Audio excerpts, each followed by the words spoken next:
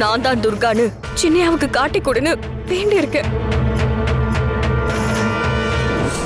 என் சின்னையாவுக்கு நான் தான் துர்கான்னு எந்த சந்தேகமும் இல்லாம தெரியப்படுத்தணும். அதுக்கப்புறம் கனகாவை இந்த ஊரை விட்டு நீதான் அனுப்பி வைக்கணும்.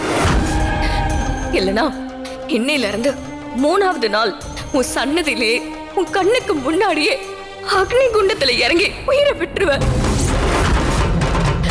இது உன் மேல சத்தியம்.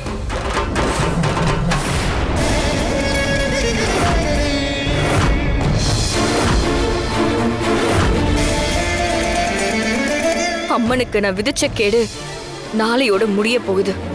நாளைக்கு ராத்திரிக்குள்ள கனகதுர்கா அம்மன் நான் தான் துர்கான்னு உங்களுக்கு காட்டி கொடுத்துருவா.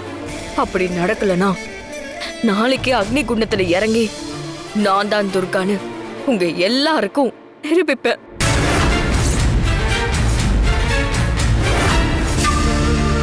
ஒருவேளை நான் பொய் சொல்லியிருந்தா அந்த கனகதுர்கா அம்மன் என்ன அக்னி குண்டத்துல வச்சு எரிச்சு சாம்பலாக்கட்டும்.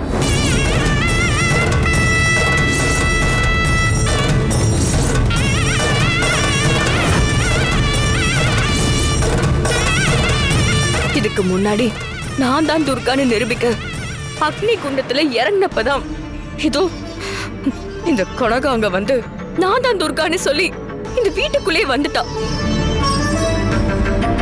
நான் தான் துர்கான்னு சொல்லி எல்லாரையும் நம்பவும் வச்சுட்டா. நானும் வேற வழி இல்லாம எல்லாத்தையும் பொறுத்துக்கிட்டேன். ஆனா எப்போ விவாகரத்து பத்திரத்துல கையெழுத்து கேட்டாரோ இதுக்கு மேலையும் என்னால பொறுத்துக்க முடியாது. அம்மன் கிட்ட இருந்து நாளைக்கு பதில் வரலனா அக்னி குண்டத்துல இறங்கி நான் தான் துர்கான்னு நிரூபிப்பேன்.